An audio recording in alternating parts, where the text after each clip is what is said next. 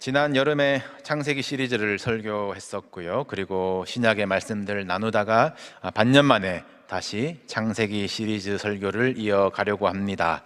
45장까지 보았었는데 그때 요셉의 형들이 과연 자신들의 진실함을 증명할 수 있는지, 야곱은 편애와 집착을 내려놓을 수 있는지, 무엇보다 요셉 자신도 용서받아야 할 사람인 것을 알고 있는지, 하나님께서 이스라엘이라는 이 집을 세우기 위해서 이들을 각자의 인생에서 다뤄오셨고, 이들이 결국 용서의 자리, 애굽 총리 요셉 앞에서가 아니라 하나님 앞에서 만나게 하셨죠. 하나님 앞이 용서의 자리였습니다. 거기서 형제들이 서로를 용서하고, 하나님은 다시는 못 만날 줄 알았던 야곱과 요셉의 만남을 허락하십니다. 이것이 창세기의 남은 이야기이죠. 그리고 우리는 이제 모세와 함께 그 애굽에서 나오는 출애굽기까지의 말씀을 앞으로 몇 달간 함께 나누기를 원합니다. 총리 요셉이 가족을 만났다라는 소식에 바로와 그의 신하들이 모두 기뻐합니다. 그리고 바로의 명령입니다. 애굽에 좋은 땅을 주겠다. 이 땅에 좋은 것이 너희 것이다. 수레를 가져다가 너희 아버지를 모셔오라. 이 기근 한가운데 이 빌어 먹어야 했던 야곱의 집이 풍족한 나라, 이 바로가 보장하는 초청 이민을 받게 되죠. 요셉이 형들을 돌려보내면서 온갖 귀한 선물과 먹을 것을 챙겨 보냅니다. 그리고 한마디 덧붙이기를, 형님들 길에서 다투지 마십시오. 요셉도 불안불안했던 거죠. 이 형들이 야곱에게 도착해서 결론만 이야기합니다. 요셉이 지금까지 살아있어 애굽의 총리가 되었습니다. 야곱이 이 말을 믿지 못하고 어리둥절했다라고 본문에 나와 있는데, 원어로는 기절한 것입니다. 이 형들이 많은 말을 했을 텐데 사실 형들의 말은 신빙성이 없거든요. 아버지에게 지금. 여러분, 차 중에 제일 좋은 차가 뭡니까? 아들이 사준 차라고 그러더라고요. 네. 이 야곱은 요셉이 보낸 수레를 보고서야 기운이 소생했다라고 해요. 야, 진짜 애굽 총리가 보냈구나. 그 애굽 총리만 가질 수 있는 그 수레를 보니까요, 진짜구나. 야곱이 믿어지는 것이죠. 형들이 애굽에 다녀와서 야곱에게 요셉이 지금까지 살아있는 이야기를 할 때에 본인들이 팔아 넘겼던 그 이야기는 쏙 빼고 총리가 된 요셉의 이야기만 한 것 같습니다.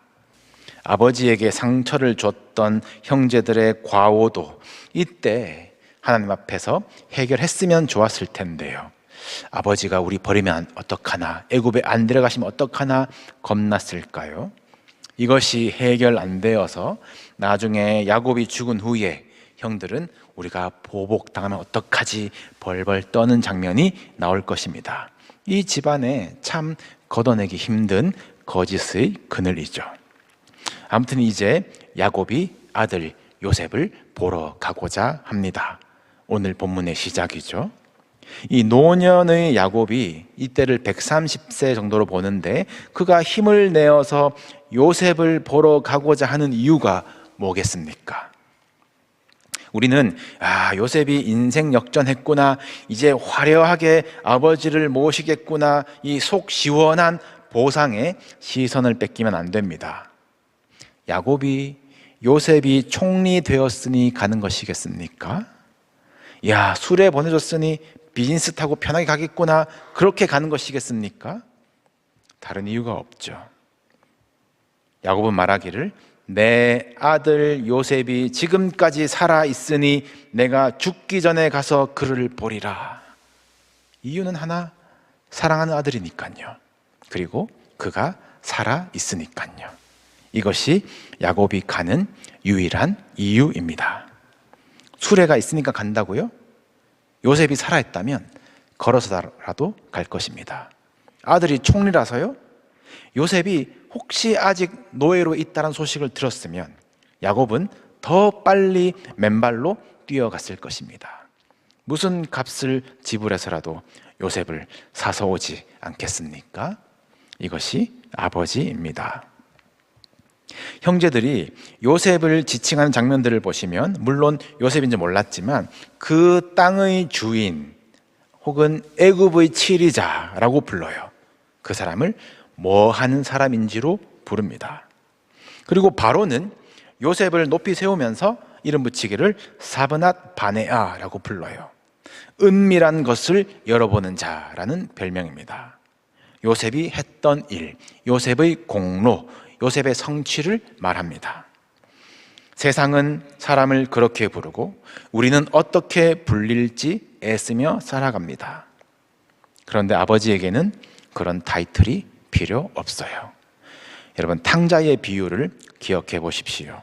탕자가 뭘 했는지, 무슨 잘못을 했는지, 그가 율법에 어긋나는 뭘 먹다가 무슨 동물과 뒹굴다가 왔는지 그 사실은 중요하지 않습니다. 그가 이미 유산을 받아가서 법적으로 끝났다라고 하더라도 아버지는 달려가 끌어안고 하는 말이 내 아들이 죽었다가 살아났다. 그 존재, 살아있음으로 기뻐하는 것이 아버지의 마음이에요. 야곱도 다른 이유 없습니다. 내 아들 요셉이 살아있으니 갑니다. 병들어 누워있다라고 하더라도 내 아들이니 힘을 냅니다. 여러분, 하나님이 우리와 함께 하십니다. 왜 우리와 함께 하실까요? 우리가 성공해서? 우리가 주의를 지켜서? 우리가 착해서 우리와 함께 하실까요? 우리가 무엇을 했는지, 아니 무엇을 하고 있는지 우리의 doing 때문에 우리를 찾아오신 것이 아니죠. 하나님은 우리의 존재, 그 하나 때문에 우리 안에 예수 생명이 있으니, 피투성이라도 살아있으니 우리를 찾으시는 것이 하나님 아버지의 사랑임을 깨달으시기를 바랍니다. 우리가 무엇을 성취해서 하나님께 영광이 되었습니다라고 같은 때에도, 아니면 우리의 허물이 부끄러워서 기도조차 나오지 않을 때에도 하나님은 우리를 늘 이름으로 불러주세요.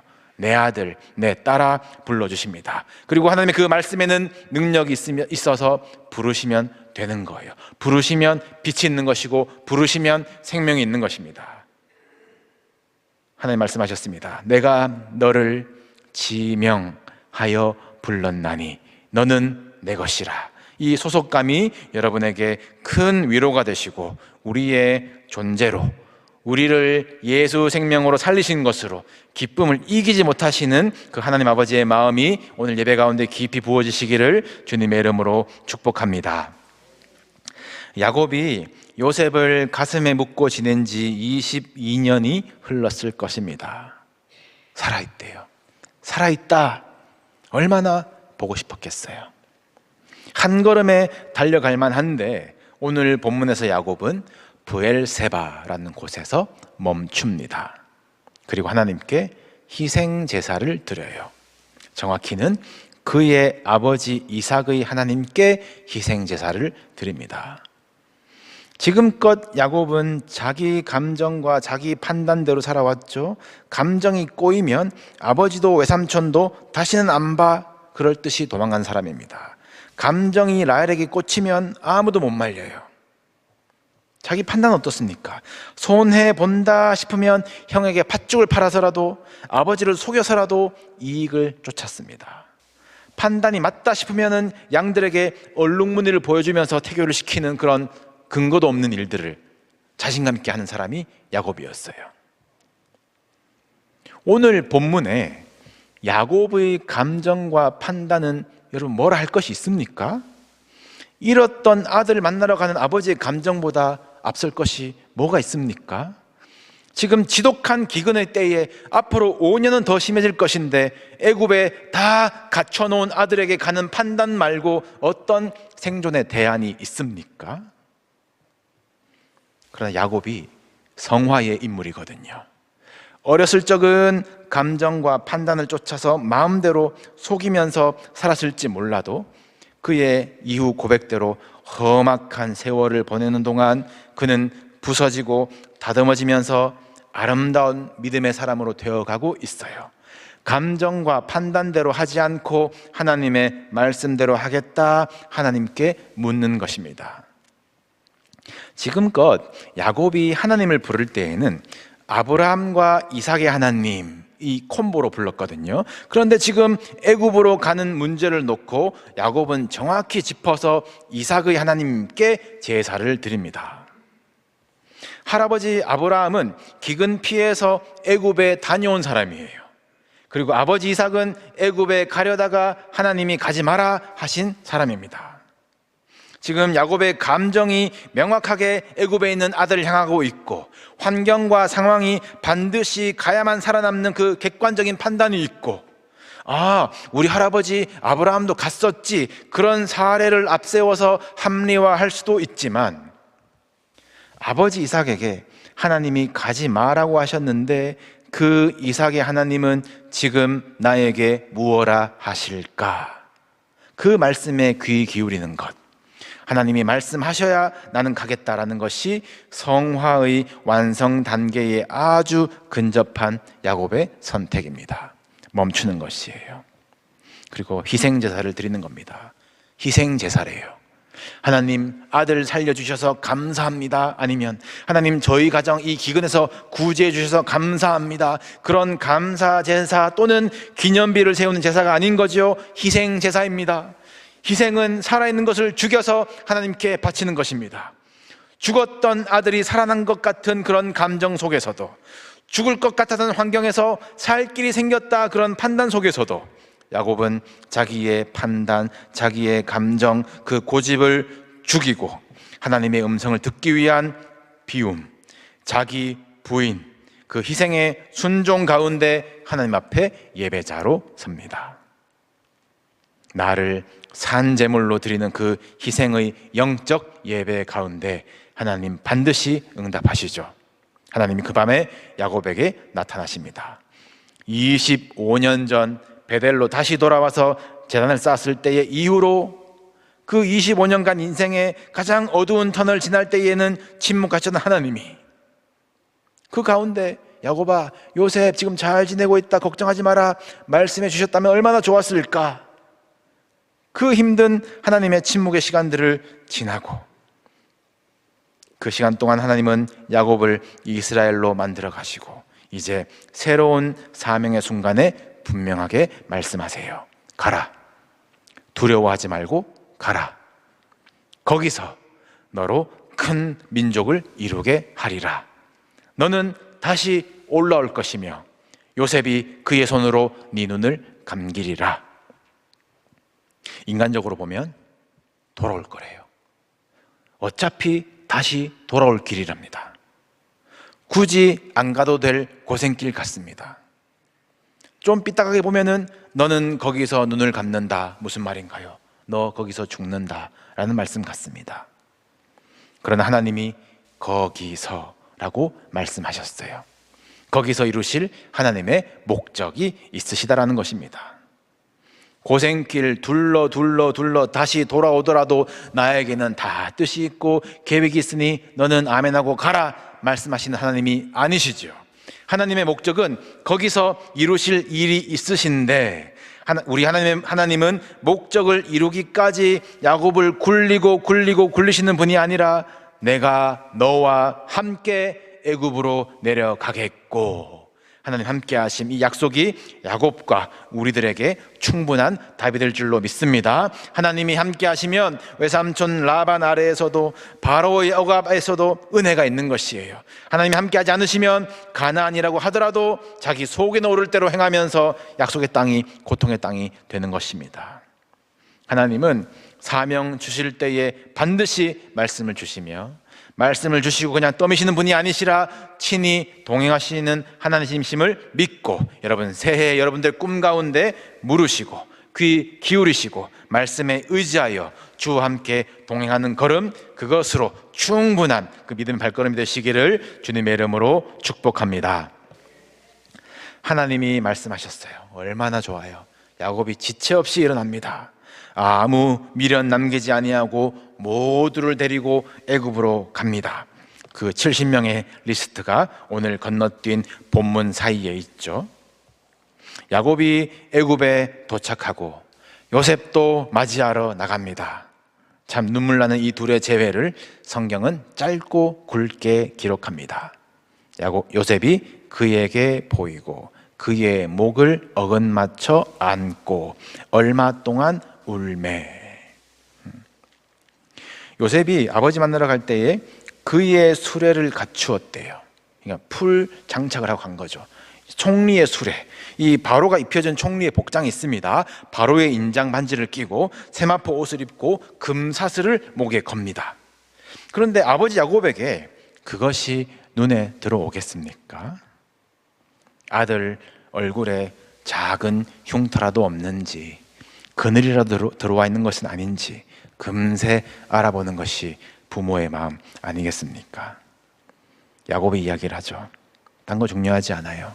네가 살아있고 내가 네 얼굴을 보았으니 아들이 살아있는 것이 감사. 어디 고생한 것은 없는지 얼굴만 봐도 보이는 것. 야곱이 그리고 고백합니다. 나는 지금 죽어도 조카도다. 죽어도 좋대요. 그동안 보셨던 야곱의 인생은 평생 죽을까 봐 나는 어떻게 살 수 있을까 꾀를 부리고 몸부림치며 살았습니다. 사랑의 결핍과 생존의 상처로 엉키고 엉킨 인생이었습니다. 장자권이 없어서 형을 속였고, 사랑이 목말라서 라헬에게 집착했고, 안전이 보장 안 되어서 재물을 모았습니다. 아들이 사고를 쳐왔는데 너 그것 때문에 나를 죽게 한다, 자기 신이 죽을까 봐 화를 냈던 사람이에요. 요셉을 읽고 나서는 내가 죽을 때까지 슬퍼하다가 지옥으로 내려가겠다라고 스스로를 저주했습니다. 보통 같았으면 내 아들이 총리야, 이제 그 원한과 결핍을 나는 채우며 보상받으며 살겠다라고 고집 부릴만 합니다. 그런데 이제 야곱은 조카도다, 충분하다라고 말하고 있습니다. 이 모든 시간이 하나님의 섭리 안에 있었음을 보았기 때문입니다. 세상이 우리를 쫓아 살게 만드는 것들, 우리가 얼마나 더 모으면, 얼마나 더 오래 살면 족하다라고 할 수 있을까요? 여러분, 하나님의 신실하심이 우리의 삶에서 이루어지는 것을 볼 때에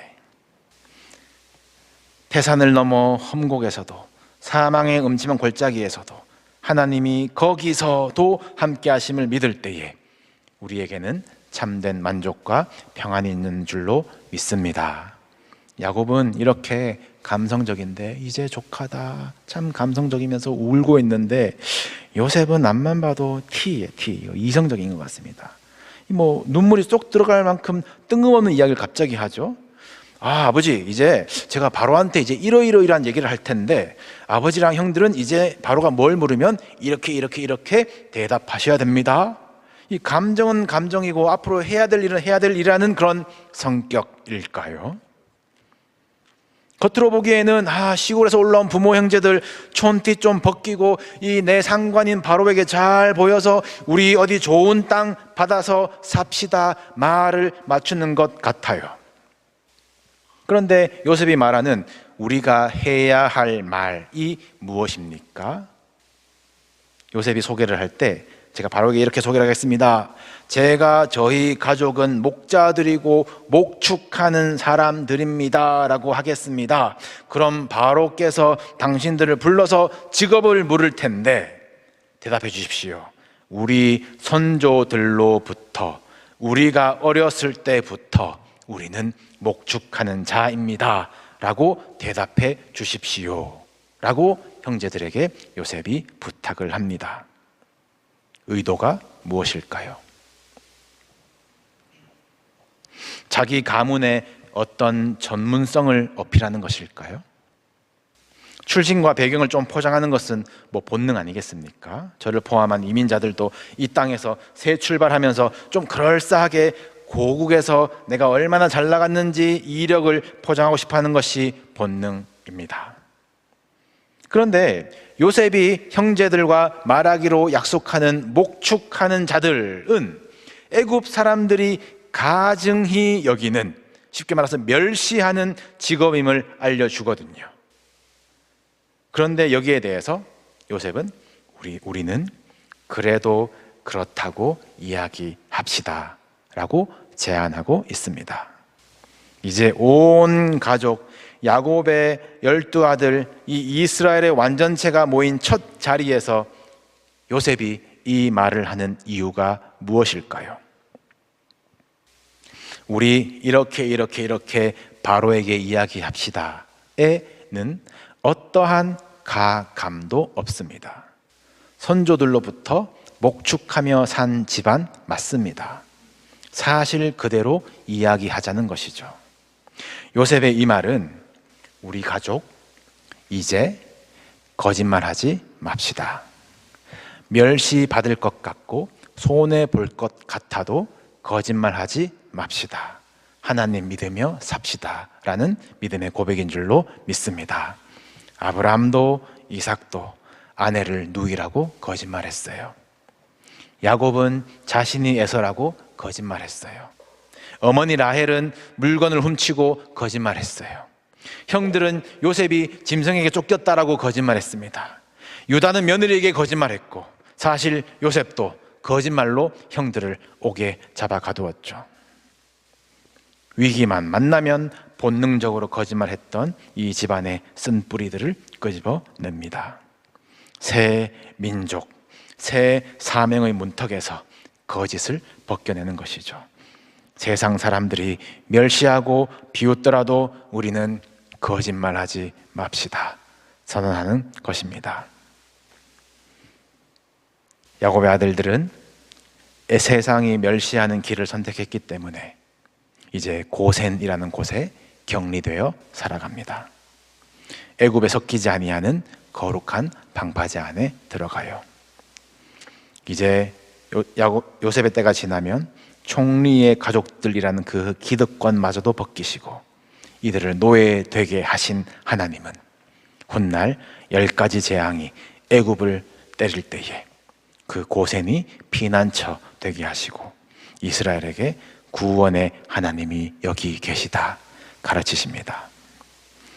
거짓의 껍데기를 벗고 진실한 모습으로 서는 것이 애굽 한가운데서 이스라엘로 사는 첫 걸음이며 오늘날 우리가 세상 속에서 그리스도인으로 사는 방법인 줄 깨달으시길 바랍니다. 저는 목사니까요. 저의 소명이라고 지고 살아가죠. 저는 목사로 사람들을 만나고 목사로 사깁니다. 그래도 운동하는 센터에서는 그럴 필요가 없을 것 같은데 운동하는 곳에 저 사람 패스터라고 소문이 다 나가지고 하이 패스터 그러면 은근히 의식되는 그런 불편함이 있습니다. 여러분은 세상 속에서 수고하며 땀 흘리며 또한 그리스도인으로 사는 것이 어떠십니까?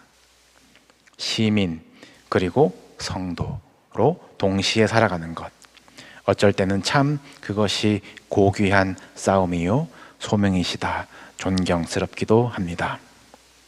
세상이 이상하게 볼까봐 굳이 드러내지 않으시려는 마음은 없으십니까? 이해가 됩니다.